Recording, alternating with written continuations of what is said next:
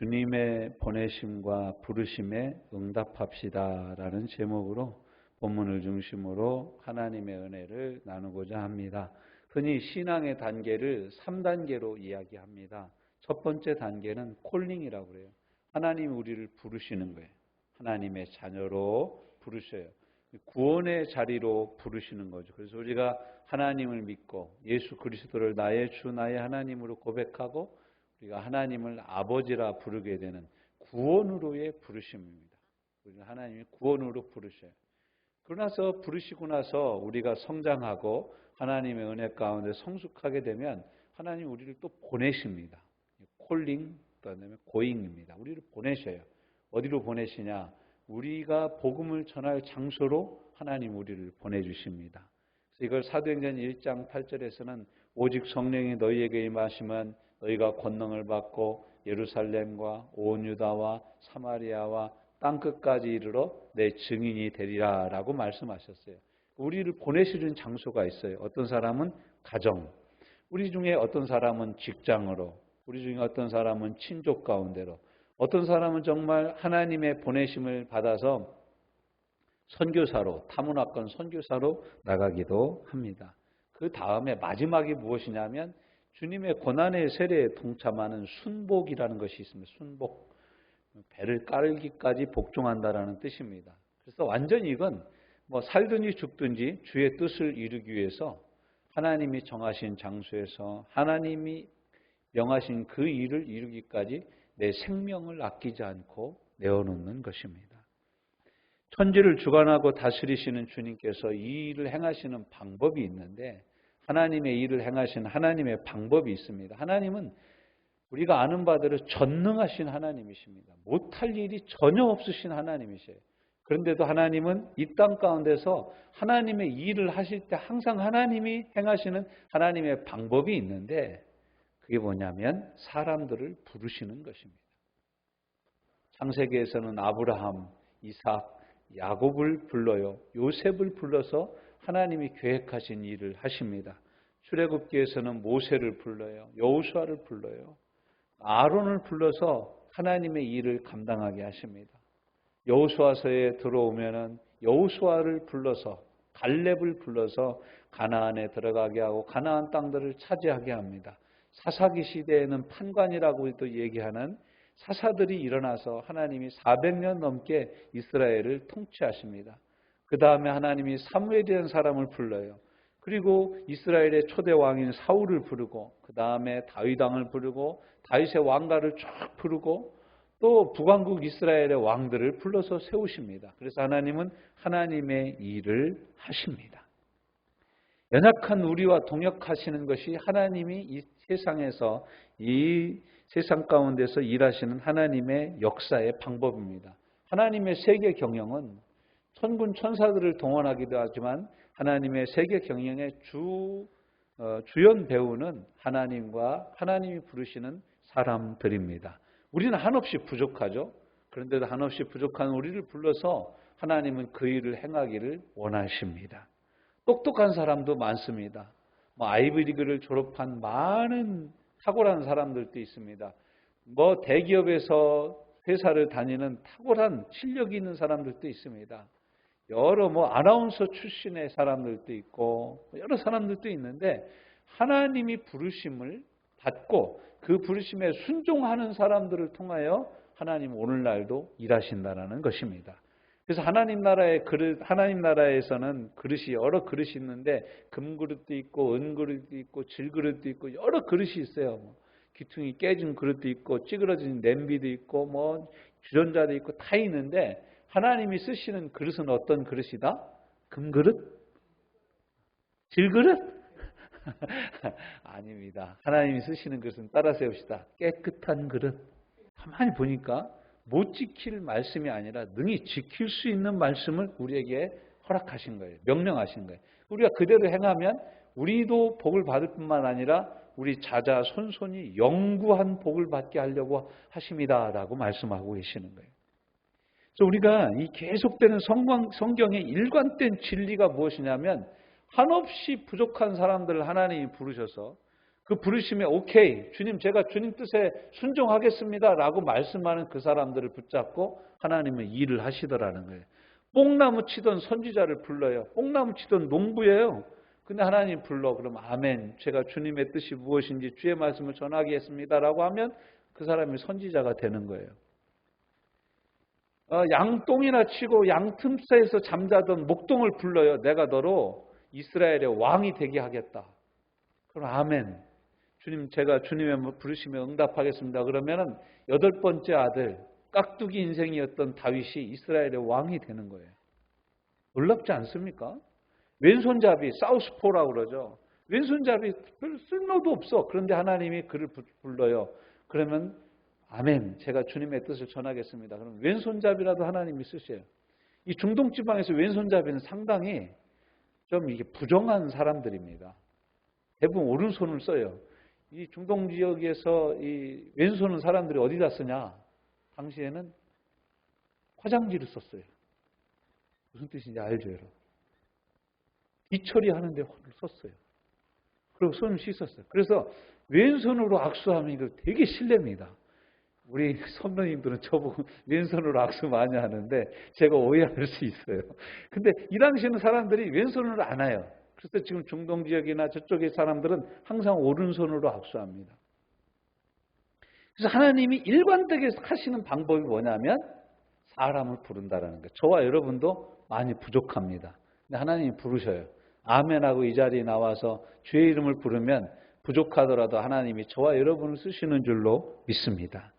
그래서 다윗은 시편 8편에서 이렇게 고백합니다.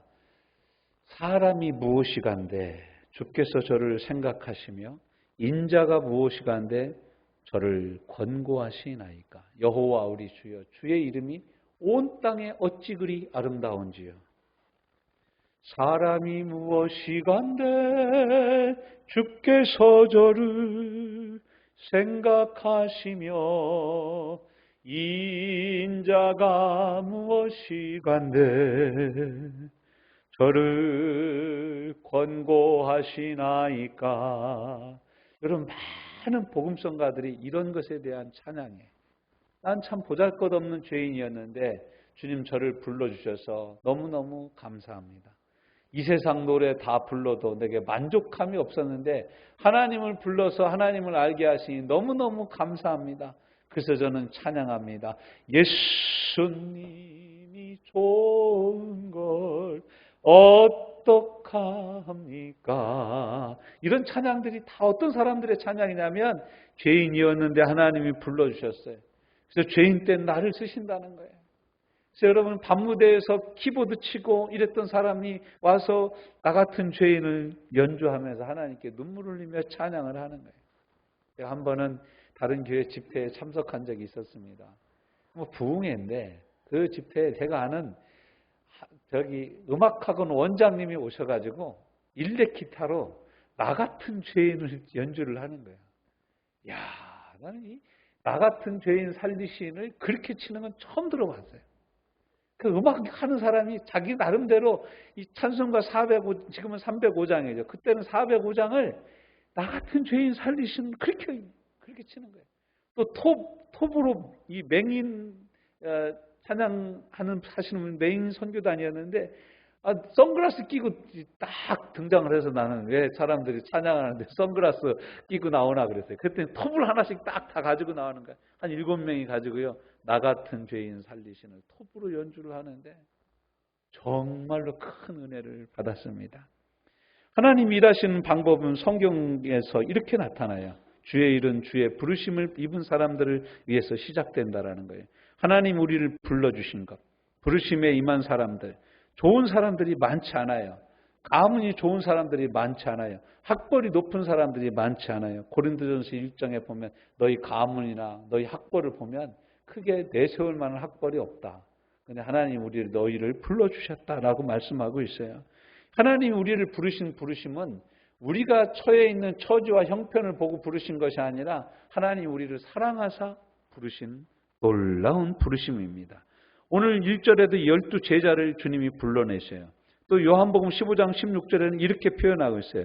너희가 나를 택한 것이 아니요 내가 너희를 택하여 세웠나니 이는 너희로 가서 과실을 맺게 하고 또 너희 과실이 항상 있게 하여 내 이름으로 아버지께 무엇을 구하든지 다 받게 하려 함이라.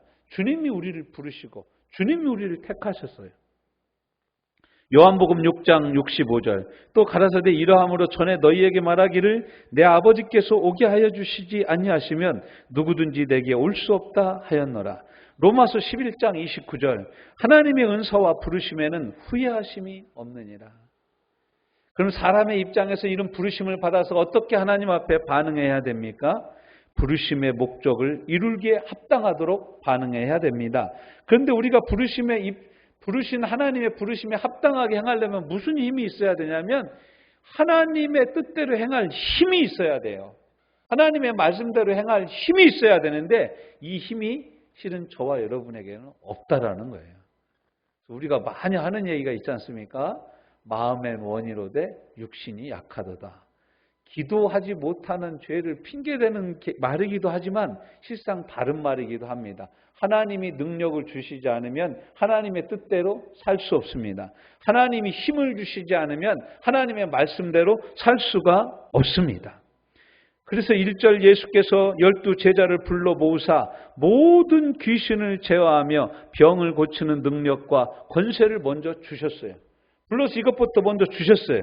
그리고 무엇을 이루라고 하셨습니까? 2절에 하나님의 나라를 전파하며 앓는 자를 고치게 하며. 정말로요, 여러분, 누가가 의사인 것이 확실합니다. 의사가 아닌 사람들은 이 부분을 어떻게 기록하겠어요? 복음을 전파하며 병든 자를 고치며 이렇게 나옵니다. 근데 누가는 확실하게 의사인 거죠. 앓고 있는 사람을 고치며. 여러분 어디 지금 앓고 있습니까? 앓고 있는 사람을 고치며 앓는 자를 고치게 하려 하고 내어 보내시며 하나님의 나라를 전파할 이 강력한 능력을 이들에게 주시는 거예요. 이걸 사도행전 1장 8절에서는 오직 성령이 너희에게 임하시면 너희가 권능을 받고, 권능이 영어 성경으로는 파워입니다. 파워, 힘을 받고, 헬라어로는 두나미스예요. 다이너마이트라는 말이 이 두나미스에서 나오는데 아주 폭발적인 힘이 성령의 능력으로 우리 가운데 부어질 때 우리가 예수 그리스도의 증인이 될 수 있다. 마태복음 28장 18절에서 20절까지 말씀에는 하늘과 땅의 모든 권세를 내게 주셨으니 믿는 너희도 이러한 권세가 있다라는 거예요. 마가복음 16장 17절 18절 말씀이에요. 너희는 가서 모든 민족으로 제자를 삼아 아버지와 아들과 성령의 이름으로 세례를 주고 내가 너희에게 분부한 모든 것을 가르쳐 지키게 하라. 볼지어다 내가 세상 끝날까지 너희와 항상 함께 있으리라. 주님이 우리와 함께 하시면 이 능력도 우리와 함께하고 이 권세도 우리와 함께하는 줄로 믿습니다. 그래서 이 보내심을 받아서 갔을 때 사람들의 반응이 여러 반응이 있는데 여러분 우리가 막 이 성령의 능력으로 충만해서 가면 사람들이 다 예수님 믿습니까? 그렇지 않습니다. 사람들이 다 회개하고 우리를 영접합니까? 그렇지 않습니다. 10명에게 복음을 전하면 한 명 이런 사람이 있을까 말까 합니다. 첫 번째로 오늘 본문에서는 우리가 헤롯의 반응을 봅니다. 7절부터 9절이죠. 헤롯은 뭐라고 얘기합니까? 내가 세례 요한을 목을 잘라서 죽였는데 그 사람이 다시 살아났다고? 내가 누군지 다시 봐야 되겠다. 예수님을 좀 데려와라. 이런 거예요.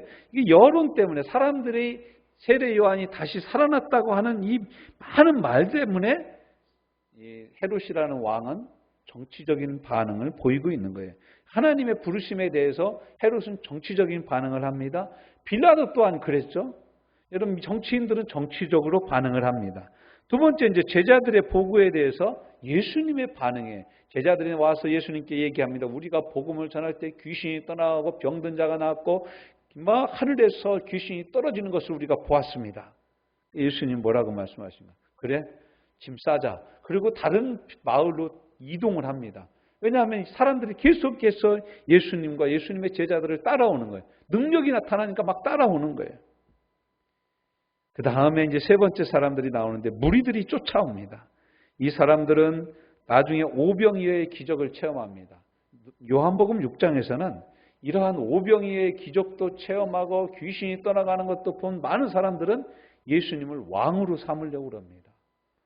먹는 문제를 해결해 주는 왕. 지금도 많은 분들이 이제 박정희 대통령이나 이승만 대통령 이야기를 합니다. 이게 그 중에 가장 큰 이유가 뭐냐면 사실 원조를 받아가지고 백올른 우리 밥 줬다 이거예요. 저는 지금도 기억이 납니다. 저 초등학교 다닐 때요. 점심 싸우는 애들이 별로 없어요. 그러면은 학교에서 빵을 줍니다. 시커먼 그 밀빵. 그걸 줘요. 막 속에 앙꼬 같은 거 없어요. 그냥 태운 빵인데 지금도 그 빵이 먹고 싶어요. 왜냐하면 그게 너무 맛있었던 기억이 나요. 그런데 요즘에 앙꼬 없는 빵 먹으면 진짜 못 먹습니다. 사실상 먹어보면 정말 맛이 없는 거죠. 정말 배고팠어요. 배고팠어요. 배고픈 때 뭐 품종 개량도 해가지고 통일벼 만들어가지고 아무튼 맛은 없지만 어마어마한 이 식량 증대 사업에 힘쓰고 뭐 이런 산업화나 이런 일들에 아주 이바지한 공들이 되게 큽니다. 근데 이런 문제들을 해결해 주면 사람들이 못 있습니다. 여러분 지금 북한 사람들이요. 북한 사람들이 수령 중에 수령으로 치는 사람이 김일성입니다. 김일성. 김일성이 왜 수령 중에 수령으로 치냐. 사직한 땅을 다 지주들의 땅을 다 몰수해가지고 무상 분배를 했는데 분배도 아닙니다. 북한의 땅은 자기 땅이 없어요. 북한은요. 다 나라 땅입니다. 다 나라 땅이 되고 뭐 다 똑같이 나눠주고 공동 작업하고 공동 소출을 해서 그걸 먹게 한 거예요. 그러니까 일단은 배고픈 문제를 김일성이 해결을 해준 거예요. 그 당시 해결해 준 거예요. 그러니까 지금도 그때 일을 못 잊어요. 점점 먹을 식량이 없어서 굶어 죽는 사람이 많으면 많을수록 아와이 김일성 수령 동시를 못 잊는 거예요. 이 사람들. 대단한 겁니다. 근데 예수님은 오병이어 떡 5개와 물고기 2마리를 가지고 장정만 5,000명이 넘는 여자와 어린애까지 치면은 적어도 3만 명 이상 되는 사람들을 넉넉히 먹고 남았고 12광주리에 남은 것을 거둘 정도로 많이 남았다라는 거예요. 사람들이요. 뿅 간 거예요. 쉽게 얘기하면. 우리 요즘식으로 얘기하면. 저분만 왕이면 뭐 할 일은 없다? 굶은 일은 없다. 굶어 죽을 일은 없다. 여러분 직장 왜 출근해요? 목구멍에 포도청에다 출근하죠? 그런 것처럼 먹고 사는 문제를 예수님이 해결해 주시는 거예요. 이분을 왕으로 삼아야 되겠다. 근데 여러분 이 사람들이 나중에 요한복음 19장에 가면은 예수 그리스도를 십자가에 못 박으라 라고 떠드는 사람들 중에 여러 사람이 여기 쫓아다니는 사람들 중에 있었다는 거예요. 믿을 만한 게 못 됩니다. 대중은 믿을 게 못 돼요. 예전에 그 시장통 같은 데서 선거할 때 보니까 그때 뭐 삼김 나오고 막 그럴 때입니다. 대중은 김대중, 우리 김대중을 찍자 막 이렇게 선거운동하고 다니고 그랬던 분들도 있습니다. 근데 여러분 사람들의 여론은 항상 흔들리는 갈대처럼 왔다 갔다 하더라는 거예요. 그러니까 여러분도 이 세상 살면서 다른 사람들이 내게 뭐라고 하는 것에 너무 귀를 기울이지 마세요. 저 사람이 나를 어떻게 할까 생각할까 그것에 너무 마음을 두지 마세요. 그렇게 심각하게 생각 안 합니다. 그 사람도 그 사람 먹고 살기 바쁩니다. 저 사람이 나에게 어떻게 대접할까? 저 사람은 뒤에서 나보고 뭐라고 할까? 그런 거 여러분 너무 신경 쓰지 마세요. 또 그걸 너무 신경 쓰면은 잠언에서는 뭐라고 하냐면 네 종이 너를 저주하는 소리를 듣게 될 거라는 거예요. 사람들의 말에 너무 신경 쓰지 말라라는 거예요. 여러분은 지금 어떤 자리에 어떤 모습으로 계십니까? 그렇다면 우리는 주의 부르심에 순종하여 지금 주님 앞에 있는 우리가 해야 될 일은 무엇입니까? 제자들이 했던 일을 우리가 하는 거예요. 첫째는 뭐냐면 온전하게 순종하는 거예요.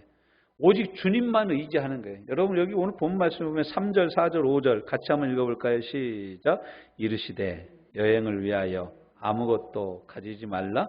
지팡이나 주머니나 양식이나 돈이나 두벌 옷을 가지지 말며 어느 집에 들어가든지 거기서 유하다가 거기서 떠나라. 누구든지 너희를 영접하지 아니하거든 그 성에서 떠날 때에 너희 발에서 먼지를 떨어버려 저희에게 증거를 삼으라. 아멘. 이게 무슨 뜻이에요? 다른 거 뭐 돈 의지하지 말고 두벌 옷 입지 말고. 여러분 우리가 전도하러 며칠 가는데 옷을 두벌 옷 입지 말고 한 벌 단벌 신사로 다니라는 얘기예요. 차비도 갖고 다니지 말라는 거예요. 지금도 CCC에서는요, 여름 전도 학교를 한 다음에 원하는 사람들을 모아서 거지 전도 여행을 떠나게 합니다. 오직 주님만 의지하게 하는 거예요. 누가 밥 주면 먹고 안 주면 굶고. 그래서요, CCC 그 거지 전도 여행 딱 떠날 때면 거지의 10대 원칙이 거지 10대 원칙. 1. 아무 데서나 잔다. 2. 주는 대로 먹는다. 3. 반찬 타박하지 않는다. 4. 가라고 하면 간다. 막 쫓겨내면 쫓겨난다. 이런 거지의 10대 수칙이 있어요. 지금도 그거 아마 하는지 모르겠어요. 저희 때는 그거 했습니다. 거지의 10대 원칙. 그래서 여러분, 거지 전도 여행할 때 간증들을 막 얘기하는데, 상여집에서 자는데 귀신이 왔다 갔다 해서 예수 이름으로 귀신을 내쫓았다. 섬에 갔는데 이렇게 귀신 들린 사람이 있어서 말씀에 의지해서 말했더니 귀신이 떠나가고 섬에서 부흥회 했다. 이런 얘기들, 여러 이야기들이 있습니다. 근데 정말 차비도 없이 가는 거예요. 예. 근데 여기 오늘 본 말씀이 그걸 가르쳐 주는 거예요. 이건 뭐냐면, 네 능력을 의지하지 말고 네 지식을 의지하지 말고 오직 예수님만 의지해서 복음을 전하라는 거예요. 이것의 온전한 순종을 우리에게 의미하는 거예요. 온유유, 오직 주님만이 될 때까지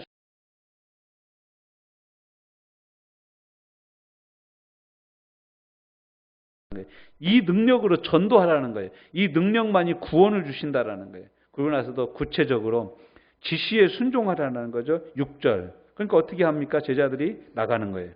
제자들이 나가 각 촌에 두루 행하여 처처에 복음을 전하며 병을 고치더라. 주님이 말씀하신 그대로 행하는 거예요. 주님 말씀하신 그대로.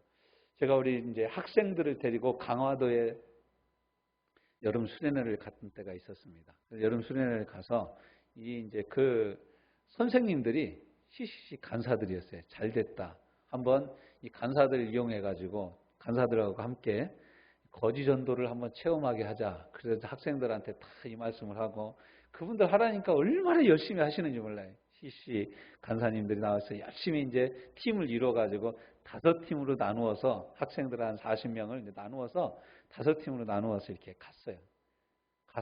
갔다 와서 보고를 하는데 애들이 너무너무 신나하는 거예요. 갔더니 회를 떠줬던 집도 있고 이런 거예요. 바닷가니까, 강화도니까. 어떤 집에 갔더니 밥을 주고, 어떤 집에 갔더니 물 끼얹어가지고 물벼락 맞았다고 막 그런 얘기를 하면서 복음을 전했더니 사람들이 진짜 듣더라는 거예요. 진짜 듣고 예수님을 믿더라는 거예요. 여러분, 우리도 나가서 복음을 전하면 오늘날 이러한 역사가 그대로 일어날 줄로 믿습니다. 마가복음 16장 17절부터 20절 말씀입니다. 믿는 자들에게는 이런 표적이 따르리니 곧 저희가 내 이름으로 귀신을 쫓아내며 새 방언을 말하며 뱀을 집으며 무슨 독을 마실지라도 해를 받지 아니하며 병든 자들에게 손을 얹으즉 나으리라 하시더라. 주 예수께서 말씀을 마치신 후에 하늘로 올리우사 하나님 우편에 앉으시니라. 제자들이 나가 주루 전파할세. 이 명령을 하시고 예수님이 승천하셨는데 제자들이 그 말씀 붙잡고 두루 나가 전파할세 주께서 함께 역사하사 그 따르는 표적으로 말씀을 확실히 증거하시니라. 사랑하는 성도 여러분, 우리는 주님이 불러서 지금 이 자리에 있습니다.